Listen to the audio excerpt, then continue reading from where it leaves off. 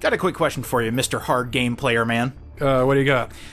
There is a method I have adapted the entirety of my game playing career, where if a game is too hard, I will put it down, and I will come back, let's say a month or two later, and for some reason it just clicks for me. Like, I finally get farther than where I had stopped, and it doesn't even have to be a hard game for me. Sometimes I just can't figure out a game, put it down, pick it back up later, and all of a sudden it just happens. Like, oh, why didn't I think of that a month ago or whenever?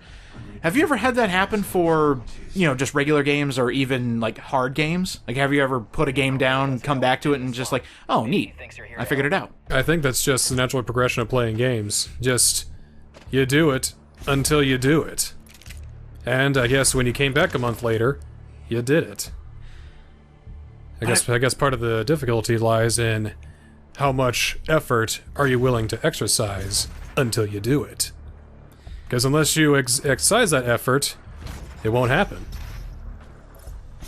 I think a part of it for me is especially when there's a boss, just having a really tough time with. They're just kicking my ass up and down, and then I come back, it almost feels like with a fresh mind. It's just like, okay, I put this boss down for a reason, let's see why. Get my ass kicked again, and like, okay, now that I've seen how it's kicking my ass, how do I kick its ass? You put in the effort, and you put in enough effort, and then you did it. That's how it works. Okay. Now, do you know the reason I brought this up? You wanted to get deep and philosophical early on in the episode? So we can talk about our feelings and, come to term with our inner chakra and... I would do that with any video. Uh-huh. But why do it on Doom Eternal, Ancient Gods, Part 1, The End? Yeah, it feels like we haven't really talked over Doom in a while. We haven't. And the reason for that is the ending of Ancient Gods, and Ancient Gods in general, is just so fucking difficult that after beating the final boss of Ancient Gods Part 1, I had to put the game down for a little bit. Oh. And that's, I'm not gonna say, hard game hard equals hard game bad. Absolutely not, because I still had fun for what it's worth. But after a while, how much BS do you have to put in the player's way for them to stay engaged? And maybe this is also partially on my part, because the DLCs came out 6 or 8 months apart. So maybe that's it? Like, there was enough of a cooldown, and then, you jump back in, and it's like, alright, we're here to play the next part of the DLC, let's go ahead and do it. It's been 8 months, or however long it took. Maybe that's why I felt a little burnt out?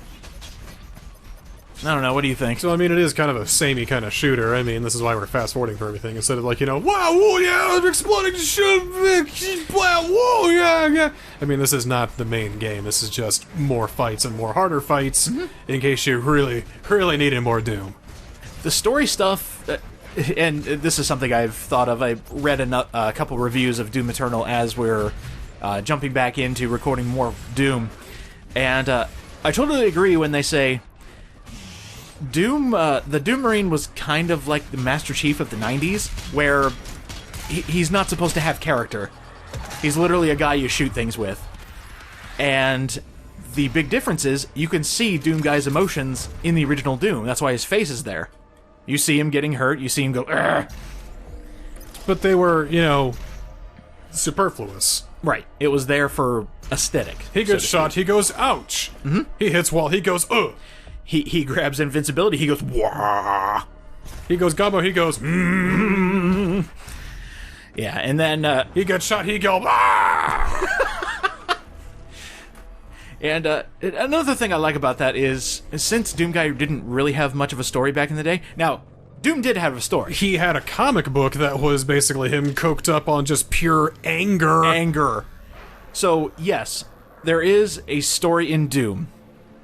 But as you're playing the game, you don't need story bits to keep the ball rolling. You're just shooting demons. How did Doom 2016 open? Doom 2016 opened with him picking up a gun and shooting guys. Yeah, it opens up with, Doom Guy, I am a monitor here to give you story, and I'm going to tell you, hey, wait, Gets rid of the story. And here, Doom Eternal wants to finish off and give us more with saying, alright, now what you've all been waiting for, Doom Eternal's conclusion. The emotional finale that will give you the closure that you need. For the man we know as Doom Guy, Flynn Taggart. He is a man. He is flesh and blood. He is not a machine.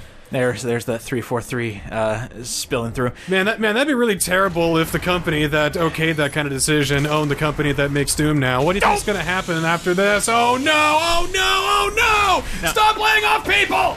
Now, this is before the buyout. So this was all pre-planned. They were gonna have this anyway.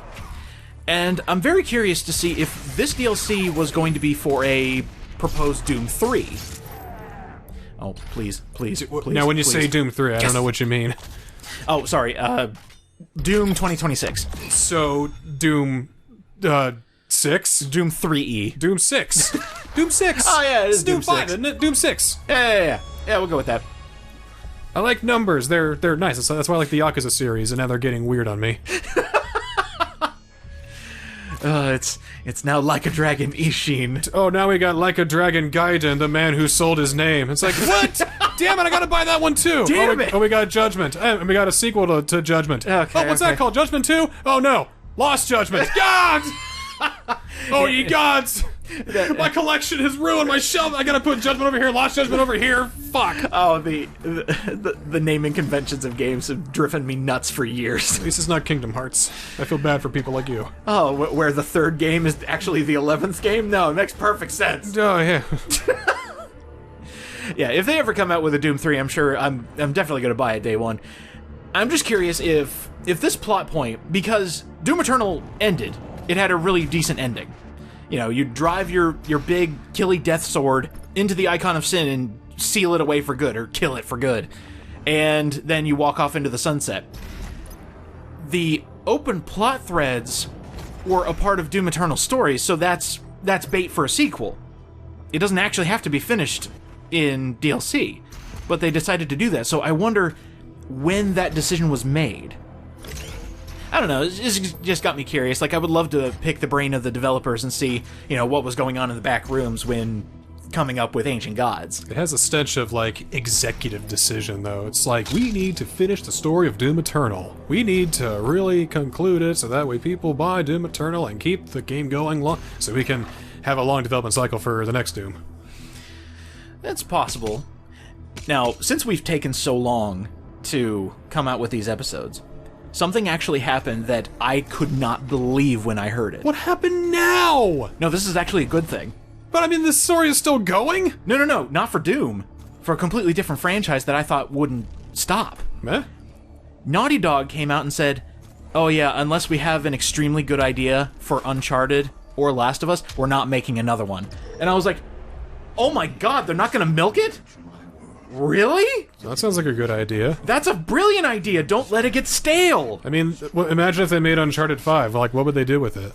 Exactly. It's well, what are you gonna do with it? Do you actually have another story to tell after you made a conclusion in the fourth one? It's like, no, you're not gonna do that. My favorite sitcom, Frasier, ended in 2004, and it's coming back for a 12th season later this year.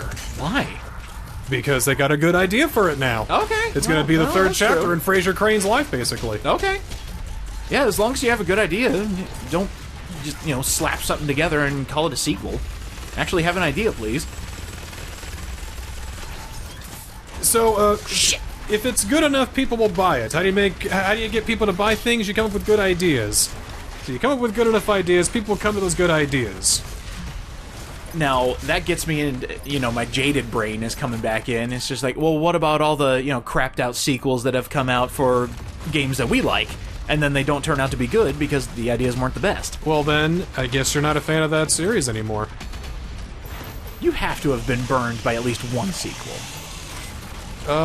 Yeah, quite a few. Let me think. What am I not really a big fan? You know, I've been burned on Tales one too many times. The Tales series. I feel it. Because I've been burned on Kingdom Hearts. I've been burned on a Yakuza game, but at one point At what point do you think it's just, a trend, or whether it's just, one outlier? Shit! Like, when it comes to the Yakuza series, there's only really one game I absolutely despised. It was 5, right? It was 5. Okay. But everybody loves 5 for some reason, so I'm just an outlier. But I still love every other game. I'm one of the weird people who love 6! Oh, I love 6! You kidding me? I guess. I've been in that boat before where I've enjoyed a game that not a lot of people really enjoyed. But in terms of franchises that burned me... Actually, Tales is a pretty good example because Tales barely does direct sequels to games. Well, the thing is, the most hated Tales game that I've ever played, Tales of Zestiria, the direct sequel, which is actually a direct prequel, is one of my favorite Tales of all time. Zestiria 2? Berseria. Oh, Berseria. That's a distant prequel. Oh, I actually didn't know that. Because it had a different name. It didn't use the normal naming convention. You see, it felt really nice because when you play Zestiria, you play as this doe-eyed little dweeb, very Sora-like. If you want to get a frame of reference, precisely the character you're talking about. I'm visualizing him in my head. He's always like, he's the chosen one. He's basically sent by God to bring happiness to the world. And the choices he makes, I just hate it. And the character types are stupid. And the story is dumb. And I hate all those story bits. And the combat is bad. And it's fucking awful and terrible. And I just want to just tear it apart all the fucking time. And then Berseria, the direct sequel to that, which was actually, again, a distant prequel, like about 100 years before that. Okay. You basically become the bad guy of Zestiria. Hell yeah! So it's like, I'm gonna fuck up your whole world, you little dweeb! You play this character with just like this loathsome anger that fuels her, makes it so interesting. I love when Tails characters get dark. Yeah, that's actually pretty nice. That's why, damn it! That's why, Vesperia is a good one, too. I still haven't played Vesperia, and so many re-releases have come out of it. One of my favorite moments is, one of the second or third big boss that you fight in the game. One of the colonels of the evil army bad guy, whatever. Mm-hmm. Well, you defeat him, and you expose him for his crimes, and, that's the end of him. But it turns out, due to his connections and due to the overall corruptness of the overarching government, he's gonna get off basically with the slap on the wrist. Aww. And he basically comes to gloat about that, and that night, Yuri's like, yeah, nope, fuck that, and kills him in the middle of the night. Nice! And dumps his body in the river. That's... Oh. Because he's an outlaw! He's a criminal! That's why he stopped being part of the Knights, because the Knights are all too goody-goody lawful good. It's like, well, we gotta kill this guy. It's like, no, killing's on our way. It's like, well, he's a bad guy, Is that and that's an interesting character dynamic. Is that chaotic neutral? Because he'll play for both sides, right? Good and bad? I would say... Like, if you had to put Yuri on a alignment scale, where's he heading? Chaotic good, maybe? Chaotic good? Because he's still a good guy, but he's capable of doing evil things. He's snarky, he's sarcastic, he holds his rebel outlaw, he doesn't, he's uncouth about things. He makes it clear to Flynn, who's still part of the Knights, that, you have fun with that crap. He dresses in black, in staunch juxtaposition to the Knights who wear white. Gotcha. It's a little chaotic. Maybe not in his, wacky demeanor, or, whatever typical. But I would say he's chaotic neutral. Or chaotic good, chaotic good. You want to know another thing that's extremely chaotic? This part of the game. They give you an option. You can go into the room where you get haste, and have a lot of enemies with just a bunch of plasma shields. So, using haste, you get infinite ammo. You use your plasma rifle for everything, and the more you kill, the more your haste regenerates.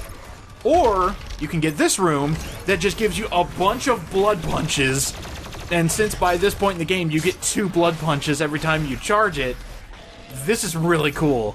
I'm glad they gave you the option here, otherwise this would just be another boring skirmish.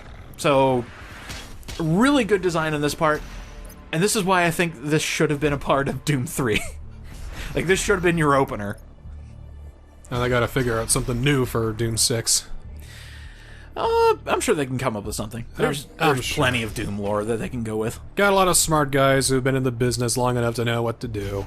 They've got a good track record, I'm sure they'll do fine. What I like is, if memory serves me right, the Ancient Gods DLC Part 2, that came out exactly 1 year after Doom Eternal came out. So that's that's some planning. Jeez. To the day.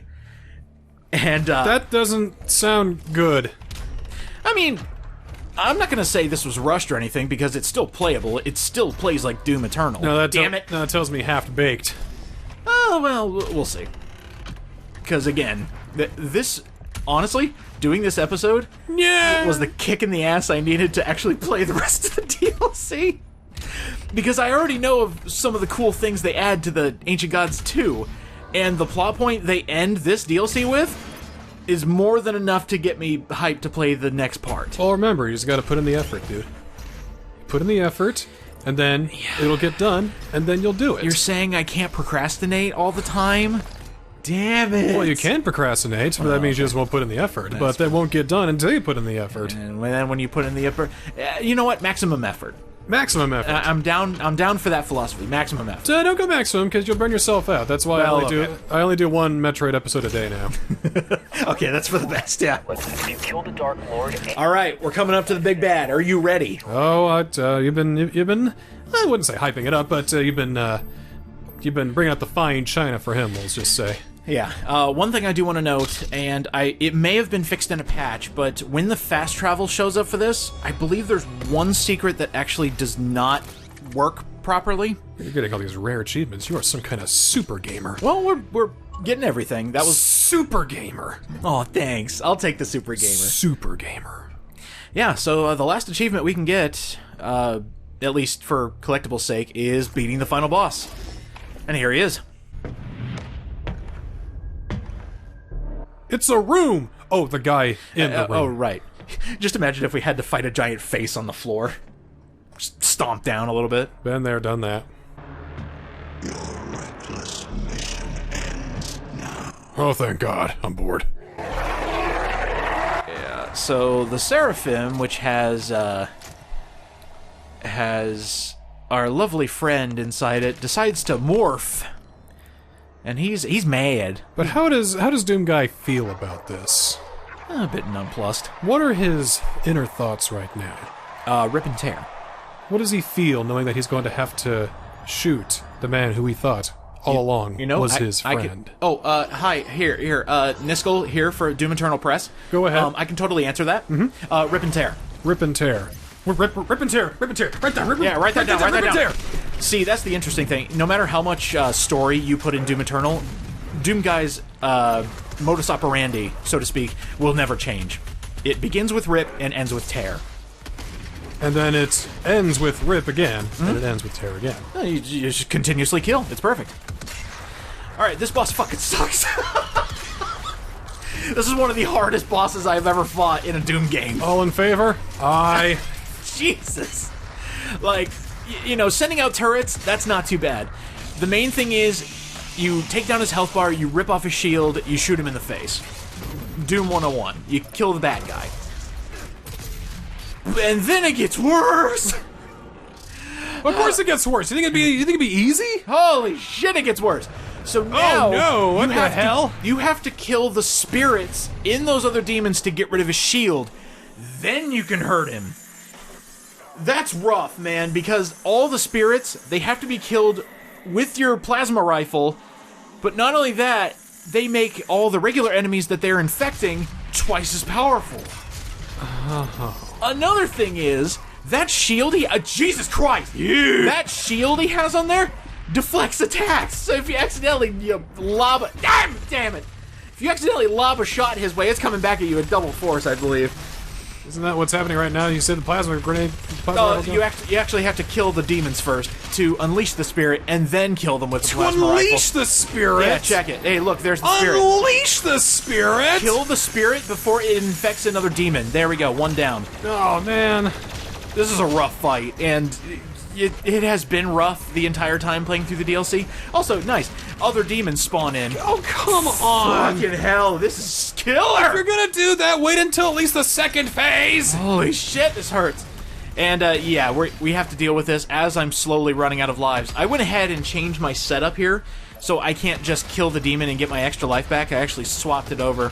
to where I think if a demon's low enough on health, it'll just explode, which is pretty nice. But yeah, constantly taking fire from this. And I will say this is my first attempt at What? Oh, I ran out of ammo! Shit! Oh, come on! Oh, that's another reason this part fucking sucks! Woo! Alright. So let's get all my ammo back and let's try that again, once more with feeling. Oh, hey, it infected this guy. Perfect. Yeah, this is a mean fight. And I think the worst part is, I didn't think this fight was that difficult when I first saw it. I saw it as a speed run.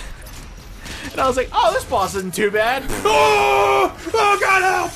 Yeah, bad idea to watch a speedrun and think this fight isn't an issue. He makes it easy, therefore it is. Oh yeah, I can learn by doing.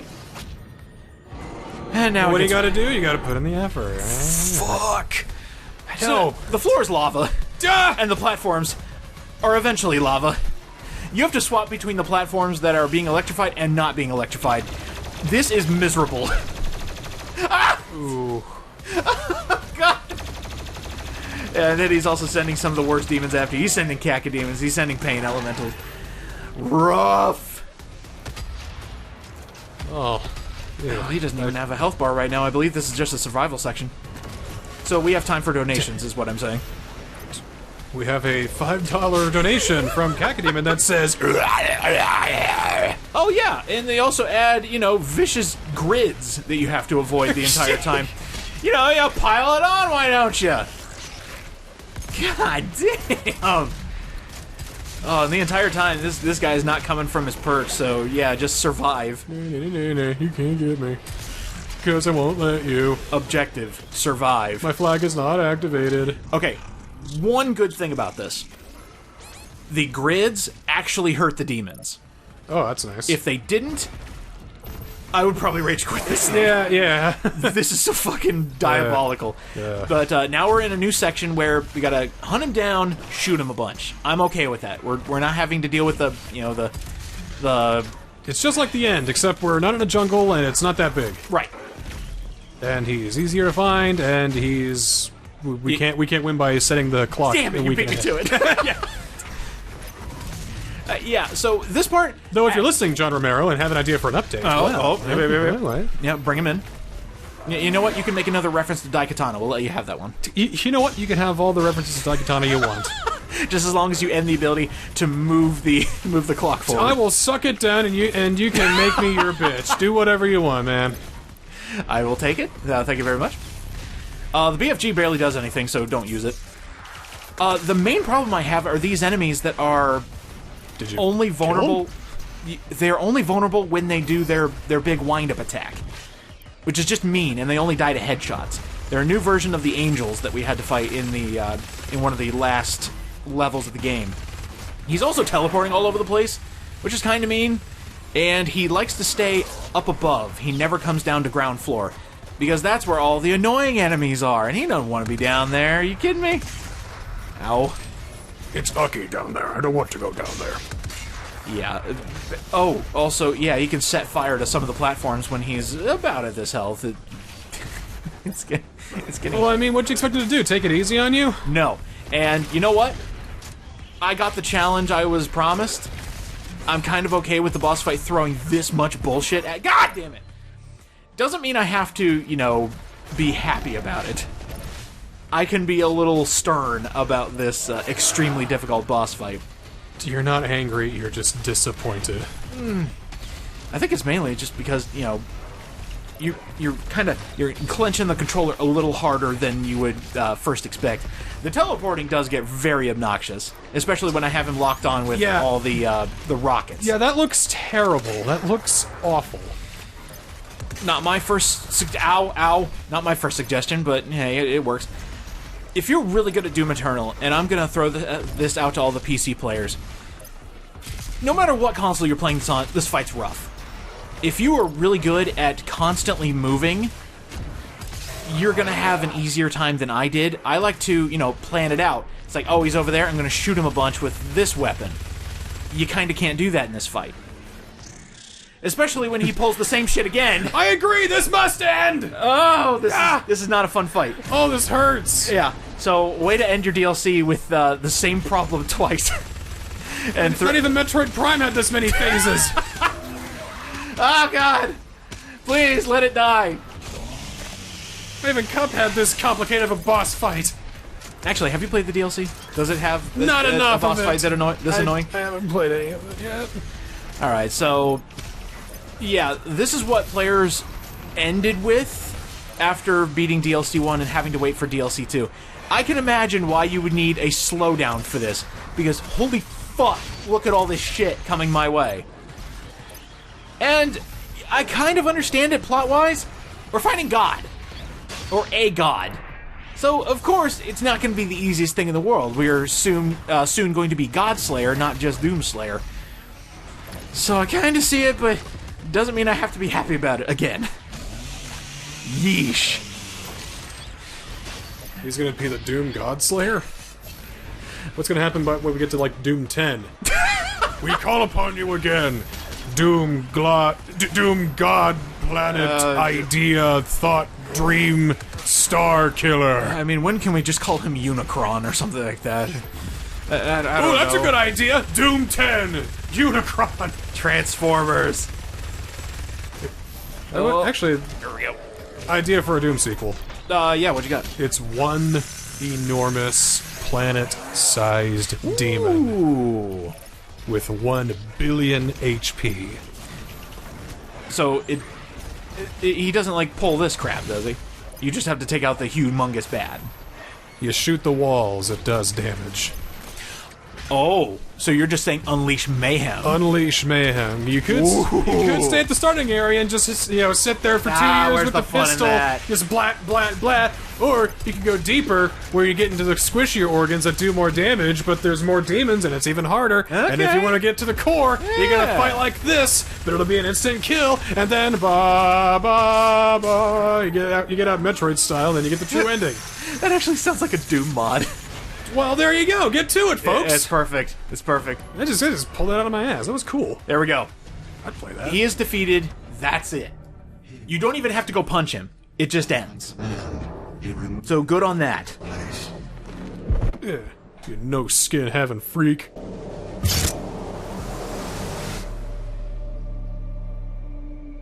It is not required that you end his life. Your mission here is now your own. Oh, I didn't even get to cut him up. All we had to do was beat the Seraphim. That's it. How does Doom Guy feel about that? His main objective wasn't to kill the Seraphim, it was just to get to where the Dark Lord was. Cool. All we had to do was beat him, and now we can go see the Dark Lord. This is the part of the plot that is both interesting and maddening.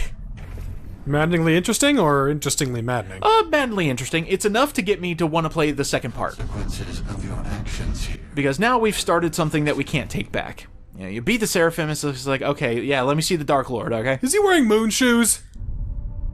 It was a decision, okay? It was a cool costume. I got it in the last level. I wanted to see it. But yeah, moon shoes, moon shoes. Of course he can run around without breaking his ankle. Jump around and break your ankle, yeah. Show me that Dark Lord. This is not a Dragon Ball. Okay, if you want to summon the Dark Lord, sure. But he has to take on a form, though. The Dark Lord and God himself, they don't exactly have forms. So they probably want to take form of something really interesting. I got a potato. We could put it in a potato. We could call it Wheatley. Yeah, this part's kind of cool. Your game is now saved. Aw, thanks! Time for boss part 2. No!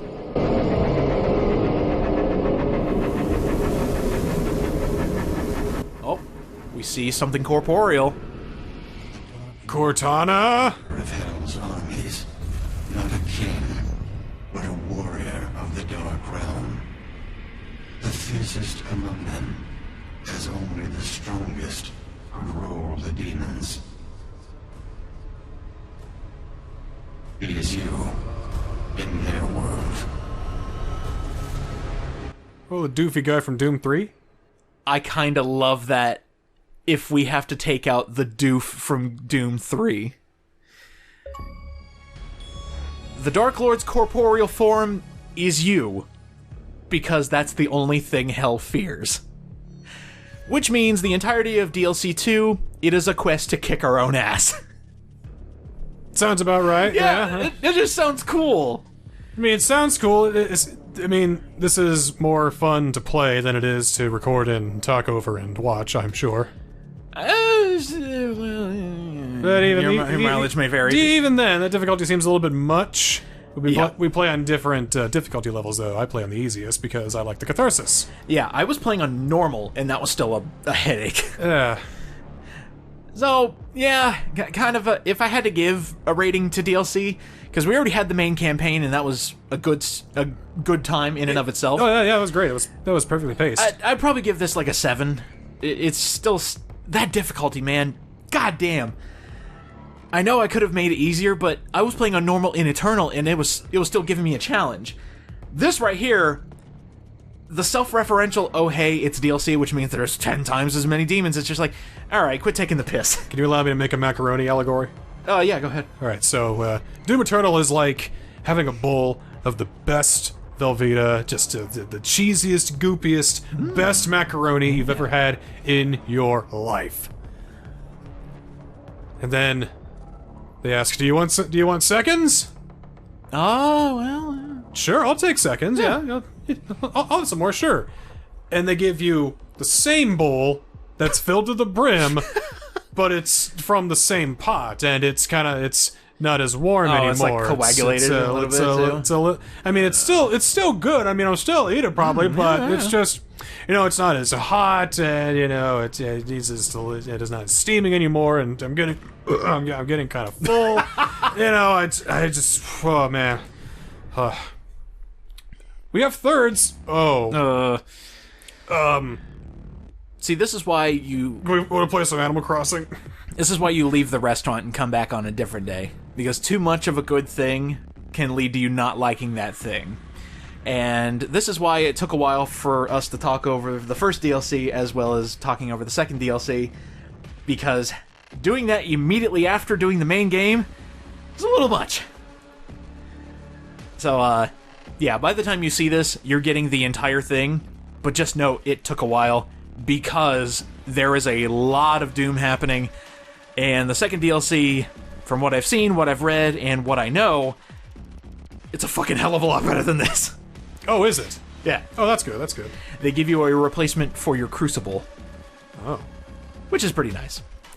So there you go. That's everything. We collected everything, we've killed everything, and now we know that the Dark Lord has taken our form.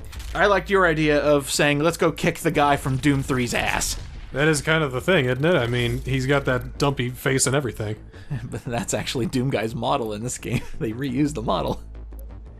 So, he's always looked like a doof. Hey, 666, nice.